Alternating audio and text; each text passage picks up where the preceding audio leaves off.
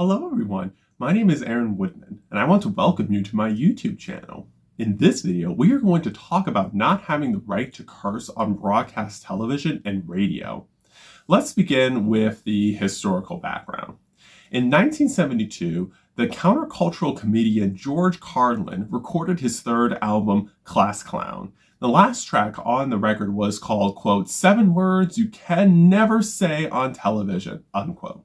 Here is a quote from it. Quote, there are 400,000 words in the English language and there are 7 of them you can say on television. What a ratio that is. 399,993 to 7.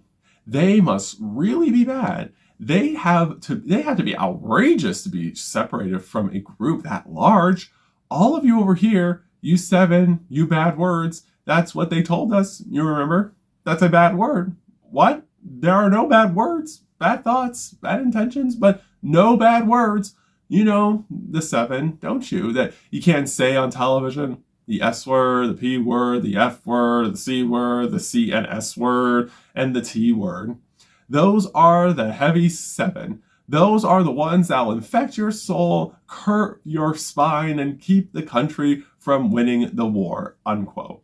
The material is a perfect example of Carlin's new approach of challenging societal norms by engaging in hilariously transgressive wordplay, and would help to make him a comedic legend.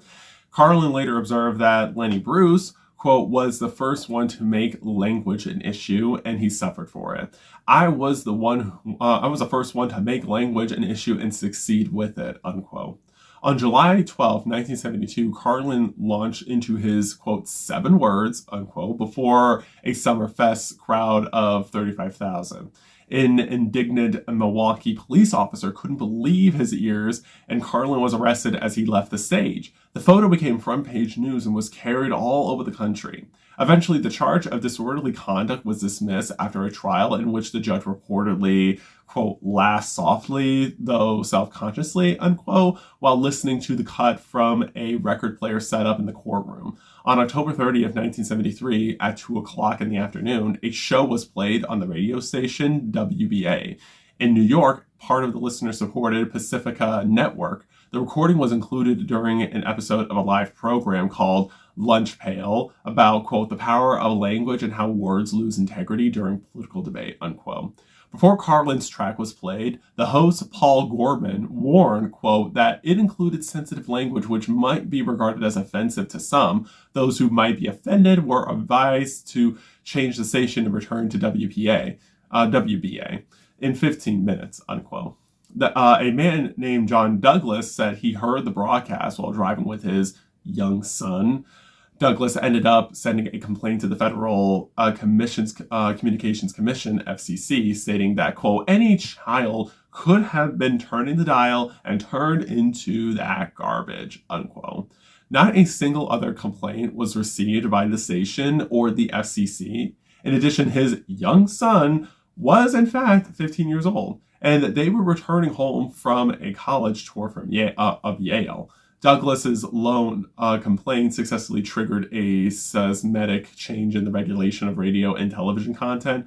By the way, the FCC is a federal agency that was created by Congress in the Communications Act of 1934 to regulate broadcasting in the public interest. Both the Communications Act and the First Amendment, quote, prohibits the commission from censoring broadcast material and from interfering with freedom of expression in broadcasting, unquote. However, the agency can place restrictions on the material that stations broadcast. The enforcement of these restrictions on objectable content is driven by complaints from the public. The FCC Enforcement Bureau reviews complaints and then decides whether to launch an investigation if its staff believes a violation may have occurred. If the FCC ultimately finds a violation of its indecency rules, it may issue a warning, impose a fine, or even revoke a station's license to operate. With this information in mind, here's what happened next. The FCC forwarded Douglas's complaint to the station with a request for comments. Pacifica defended itself by including the recording in their broadcast, which they described as, quote, devoted to an analysis of the use of language in contemporary society, unquote. Pacifica also championed Carlin as quote, a significant social satirist of American manners and language in the tradition of Mark Twain, unquote, and sought to contextualize his choice of words. Pacifica said, quote, Carlin is not mouthing obscenities. He's merely using words to satirize as harmless and essentially silly our attitudes towards those words. As with other great satirists, Carlin often grabs our attention by speaking to the unspeakable and by shocking in order to illuminate, unquote. More than a year later, and without articulating a clear rule, the FCC declared that Carlin's language in the broadcast was indecent, given that it, quote, describes, in terms of patently offensive as measured by contemporary community standards for the broadcast medium, sexual or excretory activities and organs at times of the day when there is a reasonable risk that children may be in the audience, unquote. The FCC brushed aside any consideration of artistic merit or political message, staking a claim that it had the authority to regulate such language. The agency implicitly acknowledged that this was breaking new ground by imposing no penalty and stating the order was intended to clarify the standards to be considered in the growing number of indecent speech complaints. Pacifica appealed to the United States Court of Appeals for the District of Columbia Circuit. The circuit reversed the FCC's order by a 2-1 majority, holding that the FCC's order was, quote, censorship, regardless of what the commission chooses to call it, unquote. And its direct effect was, quote, to inhibit the free and robust exchange of ideas, unquote. As for the FCC's professed goal of protecting the sensitives of children, the court found that such a kid-centered approach would go too far in limiting what adults could hear and was, quote, a classic way of burning the house to roast the pig, unquote. The circuit court also refused the FCC's additional claim that the uniquely intrusive nature of radio and television justified regulations, noting that, quote, the impact of a particular medium constitutes no basis for subjecting that medium to greater suppression, unquote. So, did the legal proceedings stop there? Or stop here? Not quite. This time, it was the FCC that decided to appeal, despite the fact that some there thought losing before the Supreme Court was likely. The primary question before the justices in this case, called FCC versus Pacifica Foundation, was whether the First Amendment prohibited the FCC from restricting the broadcast of indecent language that was not obscene. Let's dive deeper into this case. Obscenity, the Supreme Court had ruled 5 years earlier, was content so offensive that it was not protected by the First Amendment at all. If, quote, the work taken as a whole appeals to the prurient interests, unquote, meaning inappropriate sexual desires, quote, depicts or describes in a patently offensive way sexual conduct, and lacks serious literary, artistic, political, or scientific value, unquote. Keep this definition in mind as we go through this case. At oral arguments before the Supreme Court, the most telling moment came right as Chief Justice Warren began, quote, you may bear in mind that we are familiar with the facts of the case and get directly at your legal argument if you wish, unquote. This suggestion was a not so subtle warning, quote, don't repeat any dirty words in this court, unquote. It was not a good sign for the broadcasters. On July 3rd, 1978, the Supreme Court ruled in favor of the FCC, holding in a 5-4 decision that the agency had the power to regulate even isolated words and otherwise protected speech. Writing for the narrow majority, Justice John Paul Stevens found that the, quote, broadcast of patently offensive words dealing with sex and excursion, unquote, had, quote, such slight social value that any benefit that may be derived from them is clearly outweighed by the social interest in order and morality, unquote. Having minimized the importance of the speech based on the words used rather than the content of the entire work, Stevens set forth two main rationales for allowing speech restrictions in these circumstances. One, he determined that the unique nature of the broadcast medium enabled the government to treat such speech differently in order to shield citizens from its impact. For Stevens, broadcast media's, quote, pervasive presence in the lives of all Americans, unquote, meant that, quote, indecent material presented over the airways confronts the citizen not only in public, but also in the privacy of the home, unquote. In addition, since broadcast audiences were, quote, constantly tuning in and tuning out, unquote, Stevens believed that warnings were so ineffective that to say, quote, one may avoid further offense by turning off the radio when he hears indecent language. It's like saying that the remedy for an assault is to run away after the first blow, unquote. Second, Stevens bemoaned that broadcasting was, quote, uniquely accessible to children, even those too young to read, unquote, and that protecting America's youth from indecent content necessitated, quote, restricting the expression at its source, unquote. That is the majority opinion. Let's look at the dissenting opinion. In dissent, Justice Brennan, joined by Justice Marshall, described themselves as, quote, unable to remain silent, unquote, in the face of the majority's flagrant, quote, misapplication of fundamental First Amendment principles, unquote. Brennan's dismissed Stevens' concerns about intrusions in the home as trivial. Quote, whether the minimal discomfort suffered by a listener who inadvertently tunes into a program he finds offensive during the brief interval before he can simply extend his arm and switch stations flick the off button, it is surely worth the candle to preserve the broadcaster's right to send and the right to those interested to receive a message entitled to full First Amendment protection, unquote. Brennan found the, quote, children in the audience, unquote, rationale equally unpersuasive, insisting that such sweeping treatment impermissibly results in, quote, reducing the adult population to hearing only what is for children, unquote. Brennan also took issue with Stevens' seemingly cavalier attitude towards the Supreme Court's decision in Cohen v. California just 7 years earlier. Brennan pointed out that the privacy interests of listeners to the radio are, quote, surely no greater than those of the people present in the corridor of the Los Angeles courthouse in Cohen who bore witness to the world and Baseline across Cohen's jacket, unquote.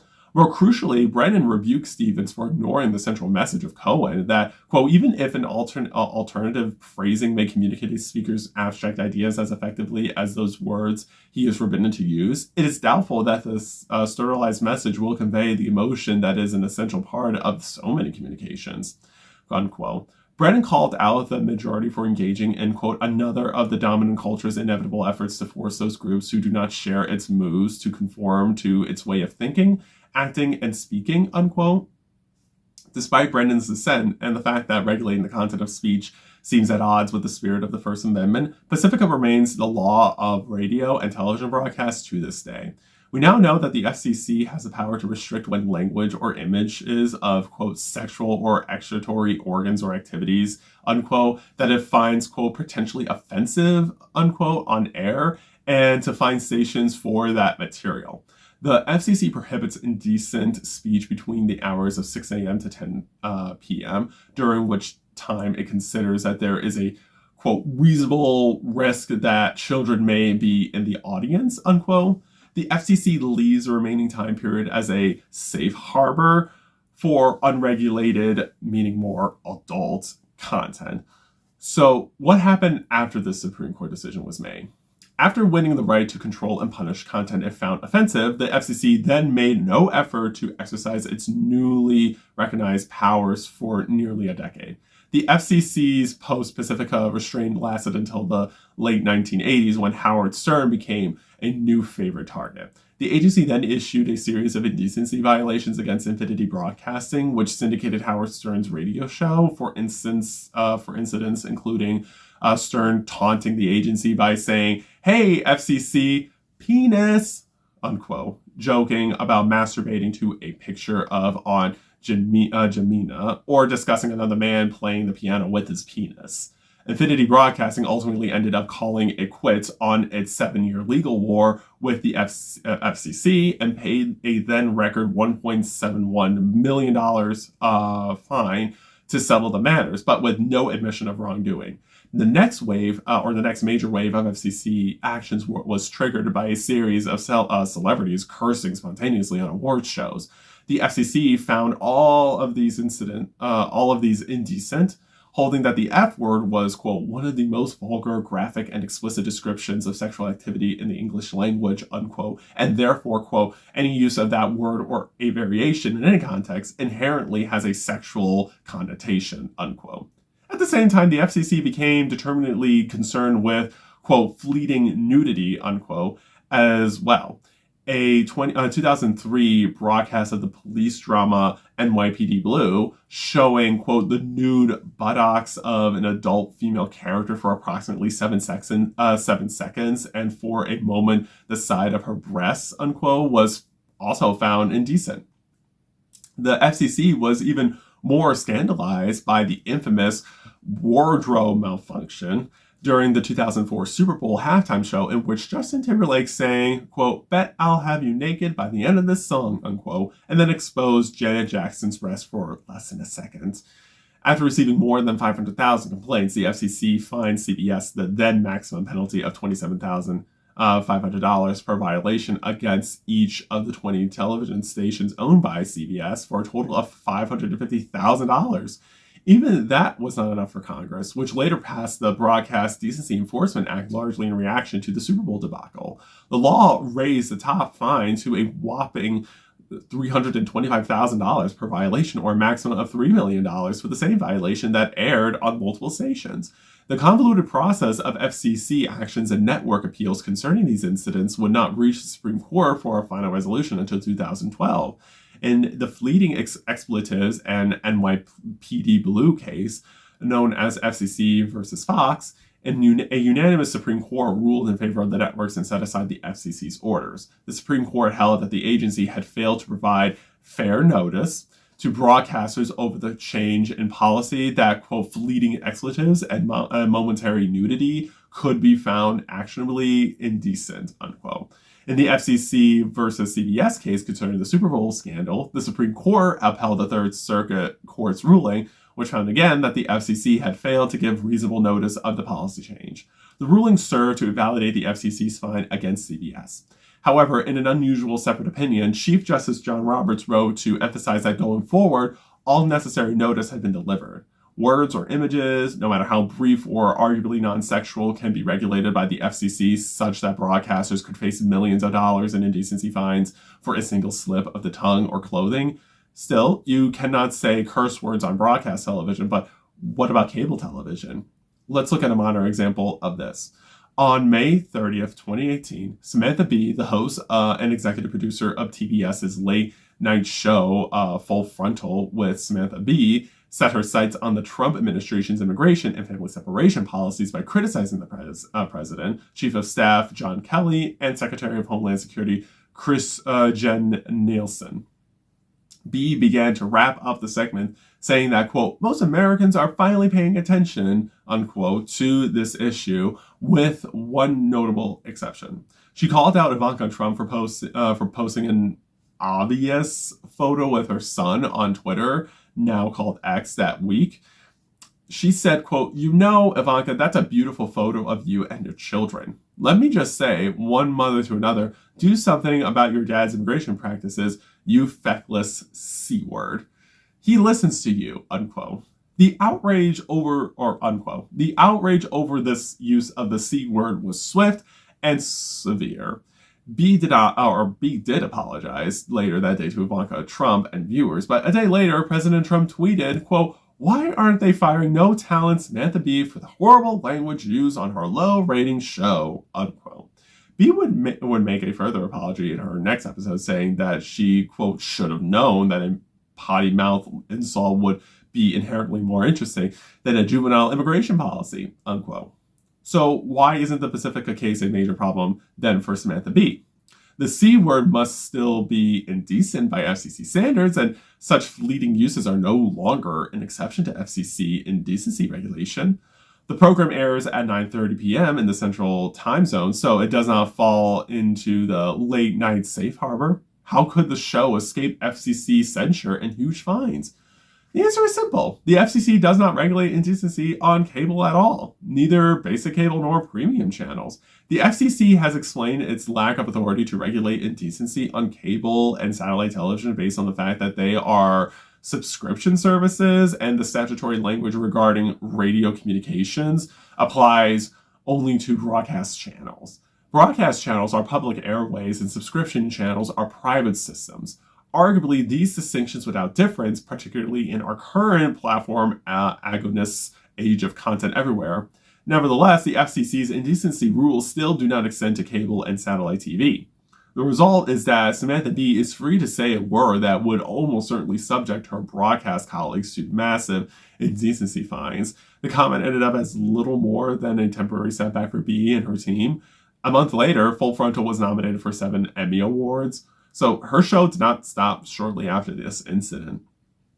So now you know that if you go on a broadcast show, you cannot say any curse words, but you have a bit of flexibility to say those words on a cable and streaming show. You go on.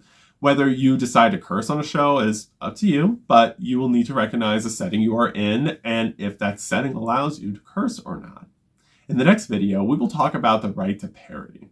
Until then, please like this video, subscribe to my YouTube channel, and turn on the post notifications so you will be notified when I post my next video. I appreciate your support. Remember, you are powerful, you are capable, and you are the changemaker our society needs. Thank you so much for watching this video. I will see you soon.